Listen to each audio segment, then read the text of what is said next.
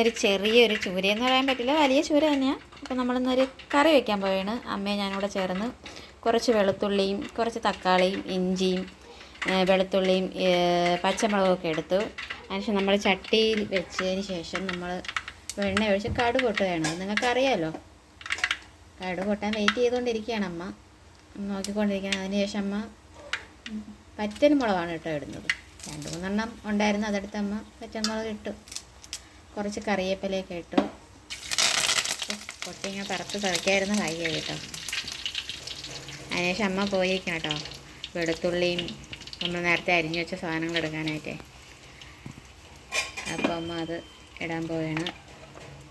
വെളുത്തുള്ളി അമ്മ ഇട്ടു.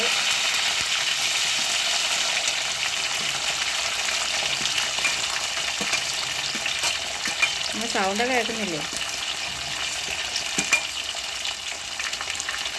പിന്നെ തക്കാളി ഇഞ്ചി ഇടുകയാണ് കേട്ടോ. എന്തൊരു ചൂരയമ്മ? വരയും ചൂരയും. വരയും ചൂരയാണ് കേട്ടോ കെട്ടിയത്. വരയും ചൂര എടുക്കാൻ പറ്റിയില്ല, കുച്ചിനെ കൊണ്ട് വെയിറ്റ് നോക്കാൻ പോകണമായിരുന്നു. അങ്ങനെ നമ്മൾ വെയിറ്റ് നോക്കാൻ പോയായിരുന്നു. ഇളക്കി കൊടുത്തു. എല്ലാം മിക്സ് ചെയ്യണം കേട്ടോ.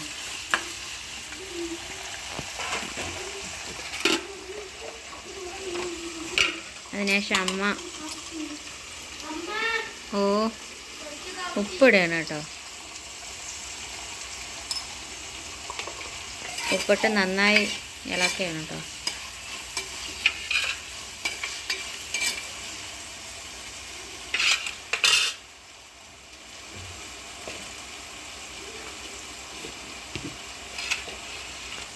മുളകും മല്ലിയും കൂടെ മിക്സ് ചെയ്താണ് നമ്മളിവിടെ ചേർക്കുന്നത്. നമ്മളിവിടെ ഇങ്ങനെയാണ് കേട്ടോ, മുളകും മല്ലിയും ഉണക്കി പൊടിച്ച് വറുത്ത് ശേഷമാണ്, പൊടി വറുക്കുകയാണ് ചെയ്യുന്നത്, എന്നിട്ടാണ് നമ്മളിങ്ങനെ ചേർക്കുന്നത്. അതിനുശേഷം അമ്മ ഇളക്കി കൊടുക്കുകയാണ്. മുളകും മല്ലിയും കൂടെ ഒരുമിച്ചുള്ളതാണ് കേട്ടോ, മല്ലിപ്പൊടി ഇട്ടില്ലെന്ന് പിന്നെ നിങ്ങൾ പറയരുത്.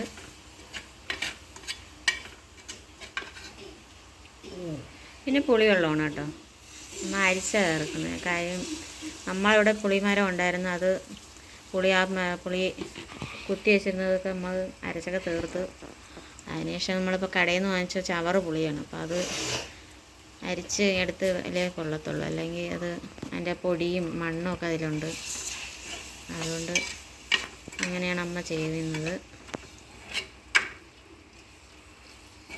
അതിനുശേഷം അമ്മ ഇളക്കി.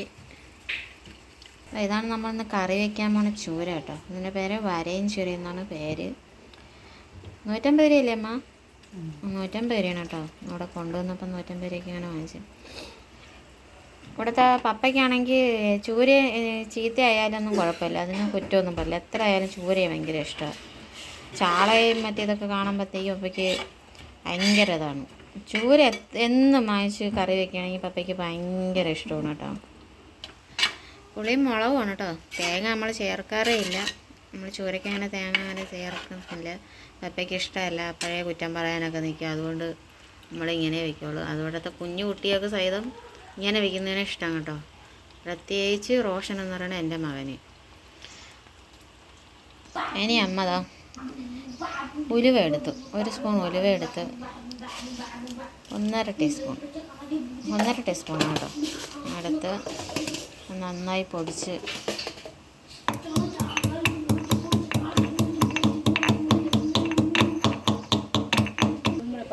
ഇതുപോലെ നന്നായി പൊടിച്ചെടുത്തു.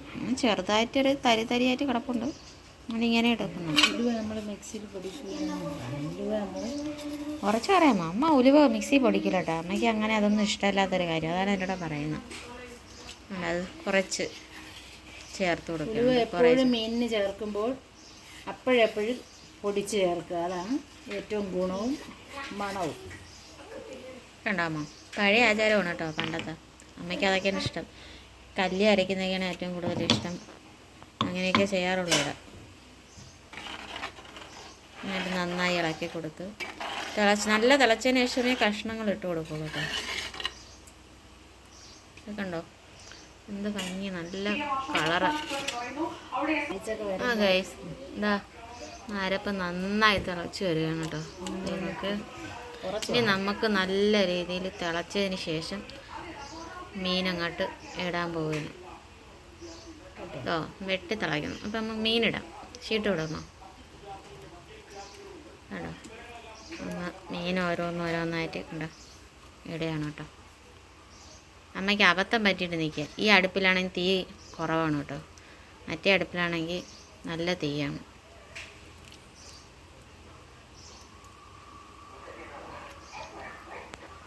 ഒരു തലയുണ്ട് കേട്ടോ. ഇതിലെ തല ഞാൻ തന്നെയാണ് എടുക്കുന്നത്, വേറെ ആരും എടുക്കത്തില്ല.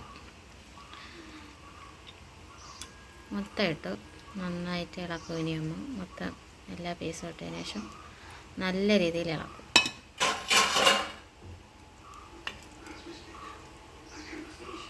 കളറുണ്ടോ?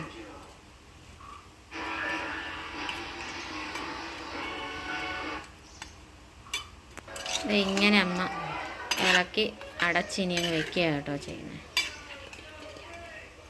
അമ്മ ഇപ്പോഴാണ് ഓർത്ത അമ്മ മഞ്ഞൾപ്പൊടി ഇട്ടിട്ട്. അങ്ങനെ അമ്മ മഞ്ഞൾപ്പൊടി ഇടാൻ പോവുകയാണ്. കുറച്ച് മഞ്ഞൾപ്പൊടി ഇടുകയാണ്.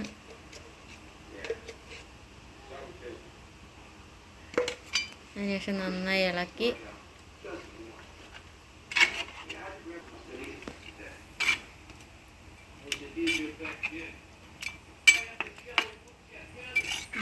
അതുപോലെ ഇളക്കി അമ്മ എന്നെ നല്ല രീതിയിൽ അടച്ചങ്ങ് വെക്കട്ടോ.